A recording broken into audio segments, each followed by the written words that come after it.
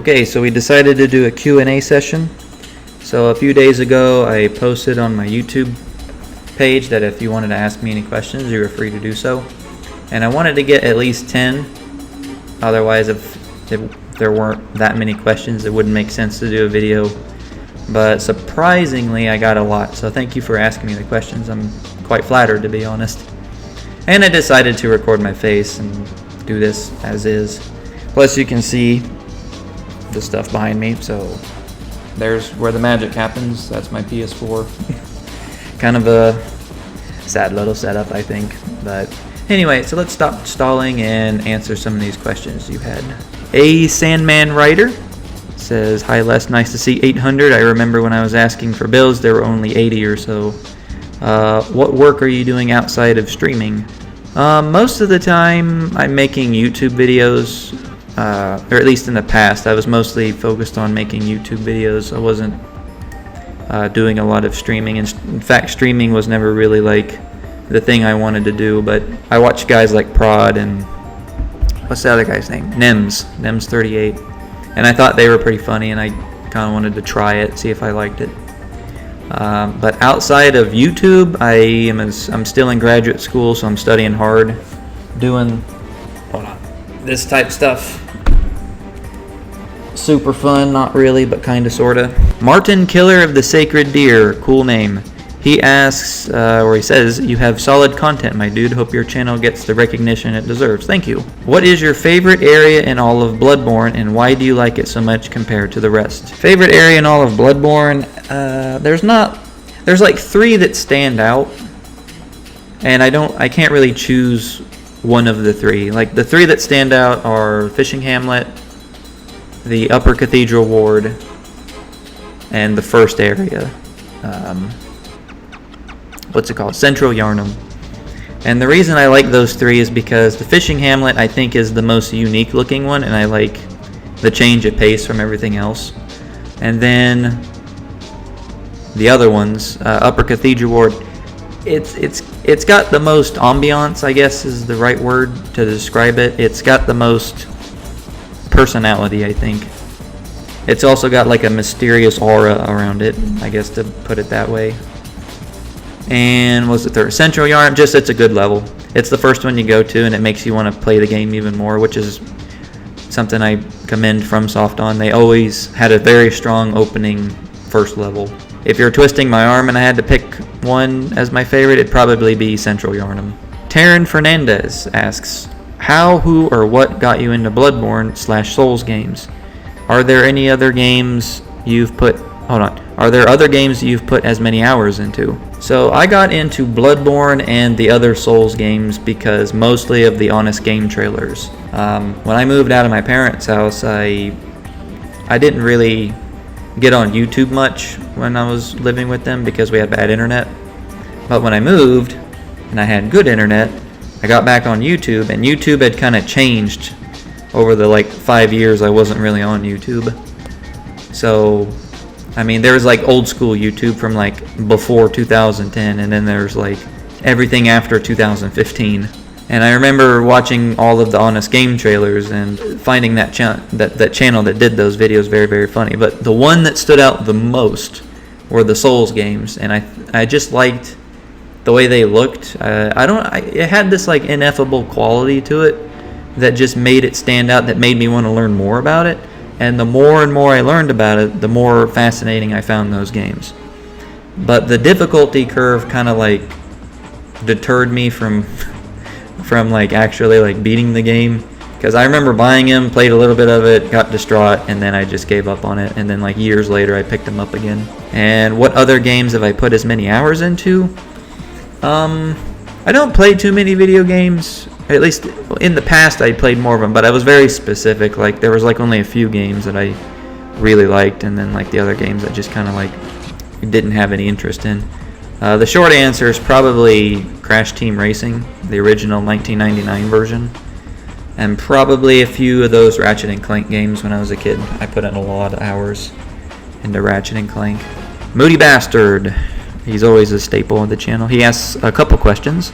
"First of all, bro, great to hear from you. I've been enjoying your Bloodborne vids too. Things are good here, man. Thank you. Because prime numbers matter, can you find the solution to the Riemann hypothesis? Maybe one day, but definitely not today. I can barely prove the triangle inequality, and that's kind of a joke to my math research. The Riemann hypothesis is probably the most famous unsolved problem in mathematics. And just as a sidebar, there's a TV show on HBO Max called Close Enough. It's made by the same people that made Regular Show from 10 years ago. And there was one episode where they actually referenced the Riemann hypothesis by name. And when they did that, I nearly spit out my ice cream. I was eating ice cream at the time. I thought that was kind of comical, so I enjoyed that. I'm still pushing for some PvP. I don't care what game. If we can PvP in Crash Bandicoot, I'm down. So will we have community PvP? I'll do more PvP in the future. I'll probably do some CTR PvP at some point, although there's not too many PvP Crash Bandicoot games. There's really just the one, and that's Nitro Fueled. And in the past, I was pretty dang good at it. I mean, there's always people that are better. I wasn't a world record holder or anything, but I tried getting world record. I beat the Dev Ghosts, which was pretty impressive in my opinion. But yeah, we'll do more PvP in the future. I'll do more Elden Ring, Bloodborne content like that in the future. How are you? I'm doing pretty good, I guess. Can't complain. I'm dieting. I think I've lost maybe 6 or 7 pounds. What's your favorite food to eat while gaming? I don't really eat when I game. When I'm gaming or doing any Bloodborne, when I game, I'm usually recording footage or practicing to get a gem or something. But when I'm gaming, I'll usually drink water, or in the past I'll drink pop, which is not good. It's what I'm trying to get away from. How many times have you set yourself on fire? Let me think. Maybe once. Probably 0 times. I might be thinking of my dad. He may have set himself on fire once. Eduardo Enrico asks, "Hi Les, which other games do you pretend to bring to the channel in the future? Do you think something to play with viewers?" Well, I do PvP with the viewers every now and again, but we'll do more of those in the future. Other games I might bring to the channel, well, I'll do Crash Bandicoot from time to time. I mean, there's other games I really do want to play that I just don't have the proper time to dedicate towards. Probably Demon Souls I definitely want to play. I want to play the new Ratchet and Clank game, although those games are probably not as popular as once they released. Christian, one name, just like Cher, I like it. He asks, which hunter group, Powder Kegs, Executioners, Yahargul, etc., is your favorite? I am a card-carrying member of the Gold Ardeo gang, and I forever will be one of the Wheelie Boys. Chris Brooks, he asks, will you be doing an Elden Ring walkthrough or Dark Souls walkthrough? I don't think the Bloodborne walkthrough was very popular, so probably not, but I wouldn't rule it out. I'm not entirely sure what kind of content I want to do going forward. I have some ideas, but the videos that I want to do will take a lot of effort to do, and time is kind of the what word am I saying? Essence right now. Will there be a face reveal stream in the late future? Robin456, will you play more Crash Bandicoot in the future? Yes, I will. I love Crash Bandicoot. There's a new one coming out called Wumpa League, I think. And it's supposed to be a multiplayer Crash Bandicoot game, so I'll probably play that in the future. I should have made CTR content when CTR was popping off 2 years ago, because I was playing that game regularly. But if Wumpa League ever releases, which I don't know, it's kind of like the Elden Ring of the Crash community. It's when is this game ever when are we gonna learn more about it? They just keep keeping it on the down low, I guess.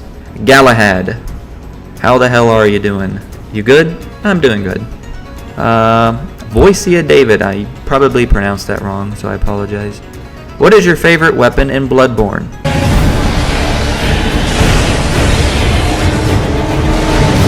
Yes. Lazy Date Base.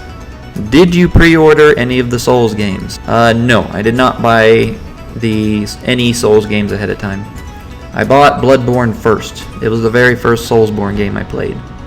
And I bought it 1 year after it released. And then that same year, Dark Souls 3 released, and I bought it on Black Friday.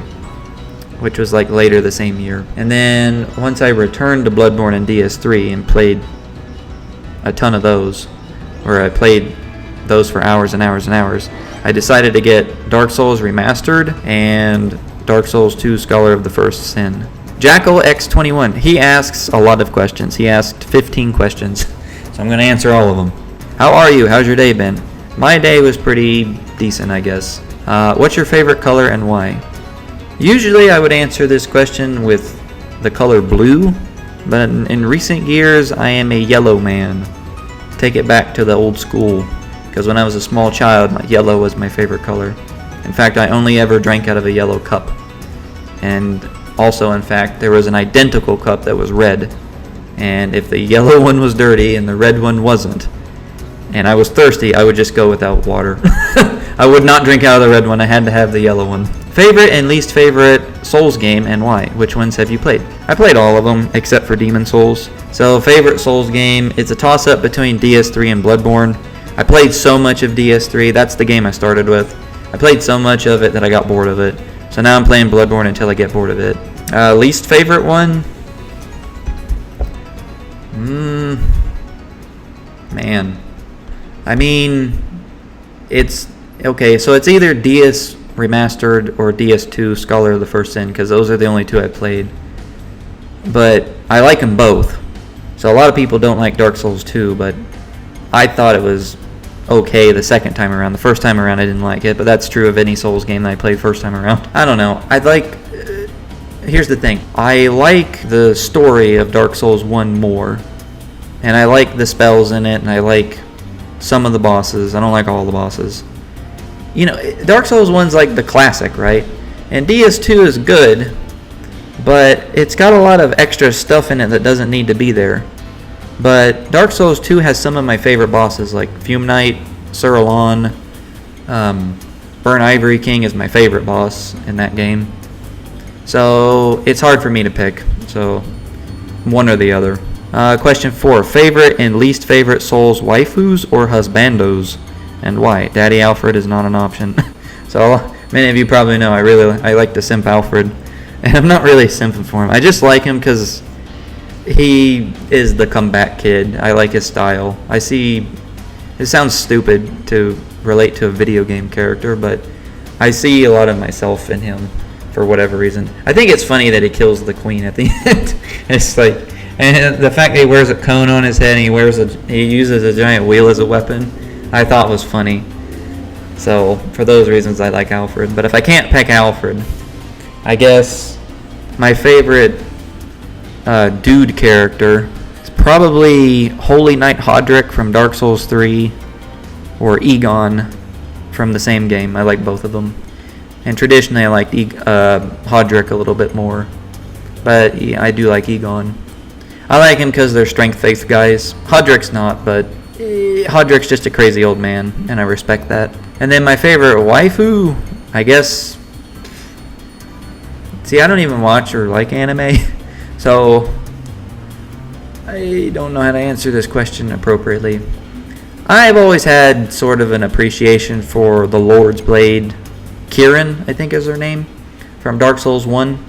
I just really like that character. I think she's like one of the deepest characters, meaning that she's got a lot of backstory that we don't know, and what we do know like gives a small window into that. So I like her, and I like her armor set very well. Question 5. What would be your perfect Souls game? If you could create a Souls game, what would you like in its setting, story, combat? Got any ideas or improvements you think FromSoft could implement?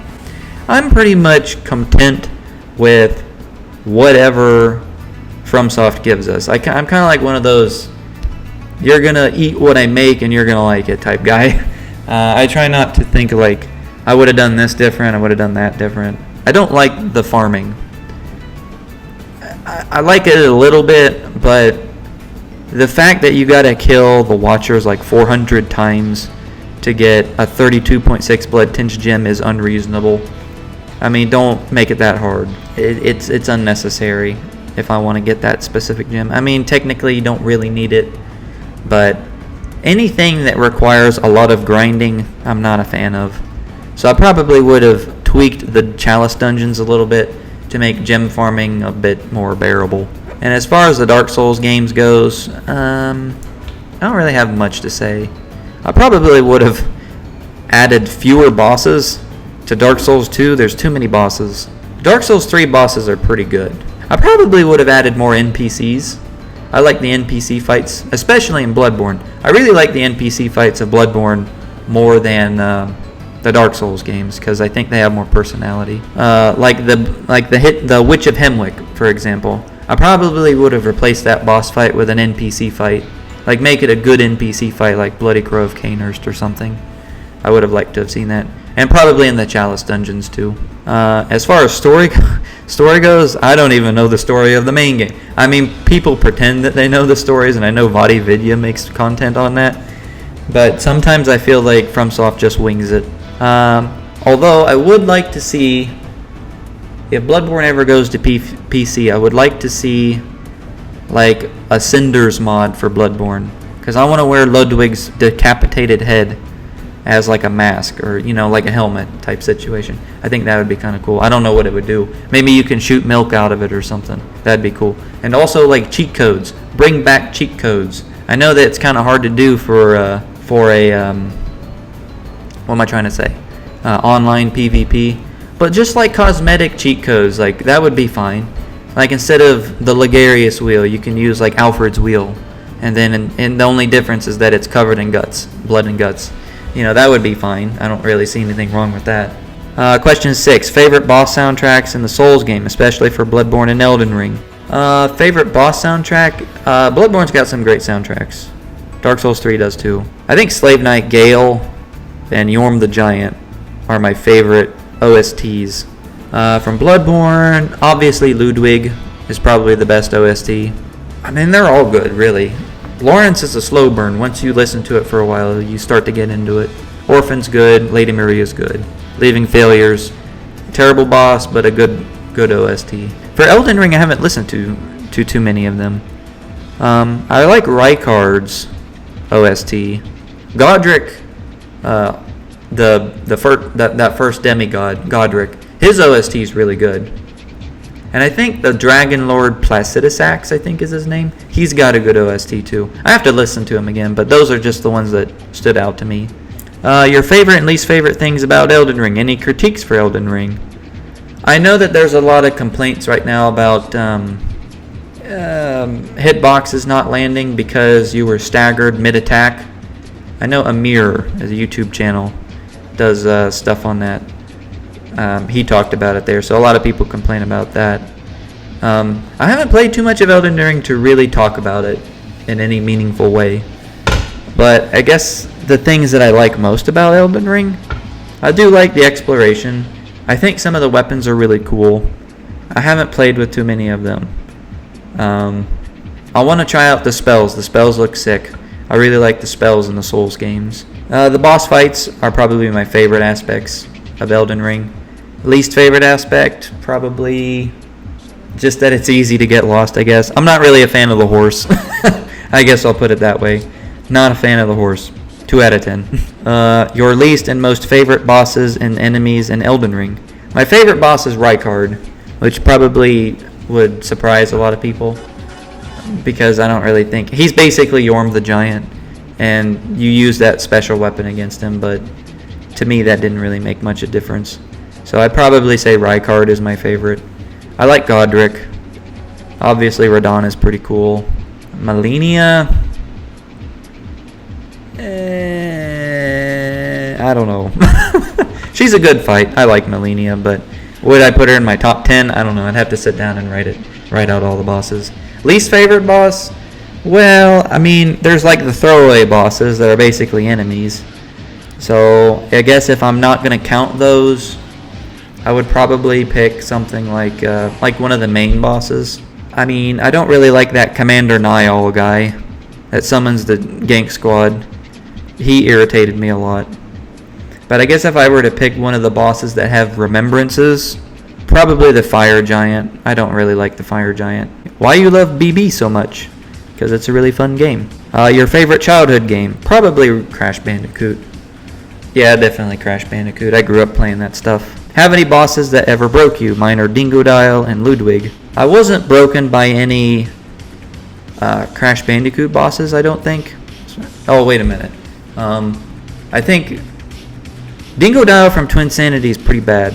In Wrath of Cortex, there's a fight with Crunch where he has fire powers. It didn't break me. I just found that fight annoying because you couldn't hit him. I don't know what it was.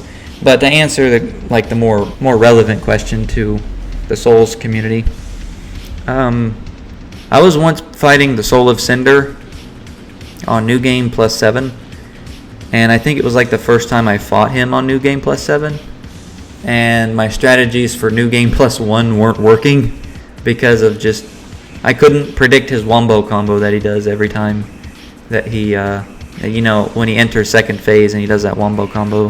That's like his first attack. I was literally stuck on him for 7 hours straight. I wouldn't give up. And it just lasted 7 hours straight of just dying to the Soul of Cinder. And then I went to bed because it was like 7 a.m. I had stayed up all night. And then in my mind, when I was dreaming fighting him in my mind, it was just driving me insane. And then I woke up and then I fought him twice and killed him. Sometimes it goes that way. Let's see here. Have you ever played Hollow Knight? Thoughts on the game? Do you plan on playing Silksong? I know what Hollow Knight is, but I've never played it. Do I plan on playing Silksong? I do not. I think that might be another Hollow Knight game, but I don't have plans on it. Dogs or cats? I like both, but I give a slight preference to dogs. What other games do you enjoy playing? Mostly Crash Bandicoot, Ratchet and Clank. I like those games. Sometimes Sly Cooper, but not so much these days. Bayonetta. No. That game is... I've seen clips of the game. It doesn't look interesting to me. Chris Brooks again. He hit 800 boys. Fear the old blood. Fear the old blood indeed. El Prophet asks, I need you to build a Paladin walkthrough, 100% platinum walkthrough. I'll get right on it. Megaroni. She asks, what made you want to show off them Bloodborne skills becoming a YouTuber? Really? The only thing that got me started was that I was trying to get the most damage possible out of my weapons. I was trying to look up anywhere on YouTube and on Google, how do you get this specific gem for this weapon? I was just trying to figure out how those builds worked. I did research, I read a lot, and I noticed that there weren't too many YouTube videos teaching people how to get certain gems and how to farm certain gems. That was basically it. I was farming for gems, and there weren't very many videos on YouTube that told you how to get very, very specific gems. So I decided to just I figured it out myself and just decided to post those videos on YouTube so that there would be a library so that if anyone wanted to make a whirligig saw that got the most amount of damage out of it, they would know exactly where to go. They'd go to my channel, watch these videos, and they'd figure out how to do it that way. And then after just, countless hours of farming, you get good. And then once you make those videos, the only thing left to do was just to make fun videos. And that's really kind of where my channel started to grow a lot more. And the last comment from Foosh, I'm going to say, how many hours do you have in Bloodborne? How many hours? It's definitely more than 2,000. I pegged the counter. It's probably more than 2,000. I don't know if it's 3,000, but I wouldn't be surprised. So I'd probably estimate it. Split the difference, I'd say 2,500 hours in Bloodborne in total. And that's not counting the hours I have in Dark Souls 3. In Dark Souls 3, I probably have an equal amount. So if you were to add both of those up, it'd be 5,000 hours. So I accidentally missed a question. I don't know why I looked over it. This question is from Tenpoint. I apologize if I pronounced that wrong. With max stats in Bloodborne, is there any enemy that is not a boss you still constantly die to? Well, most enemies, no. There's not really an enemy that I still die to, but there are some enemies that I just flat out avoid, like the sharks. So I'm pretty sure if I fought the sharks, even at max blood level, I probably would die to them a lot because I just don't have very much practice with them. And that's mostly because I just avoid them if I can. But if we are counting bosses, there's not really too many bosses I constantly die to.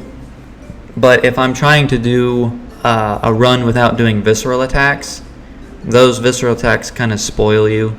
So if you decide to like fight Gehrman or Orphan without doing visceral attacks, a lot of the times I'll struggle on those type of bosses where I just rely on the parry. So yeah, even at max blood level and so many thousand hours, I still struggle with. You can always find something that you still suck at doing. That's why I decided to do the blood level 4 run, to see if I could actually, beat all the bosses with minimal stats. And definitely the hardest boss, it was a toss-up between, I know this is kind of like going beyond what you asked, but probably either the Madmen or Orphan of Kos were the hardest bosses at BL4. And I think that probably, I would say definitely, the Orphan of Kos is the toughest boss at BL4 of that stupid second phase. First phase isn't that bad, but second phase is just terrible. I don't like it. You got to do as much damage as you possibly can in that first phase, and then just hope you don't get one shot in the second. So yeah, that is it. That is all the questions that you guys decided to ask me. I really appreciate you asking as many questions as you did. I didn't think I'd get this many, so thank you for those that responded. I'm planning on doing another Max New Game Run video here shortly. I don't want to say exactly what I'm working on. They're more like they're guides of how to make specific builds in Bloodborne. And I probably should make more Elden Ring videos because that's the hot game right now. So that's what's on my agenda. I don't know if I'm going to do more daily uploads, but I want to, but I got to take a huge test in August, and I need to study basically 6 hours, at minimum 6 hours every day. So wish me luck. So thank you for subscribing. Thank you for watching the video, and have a good day.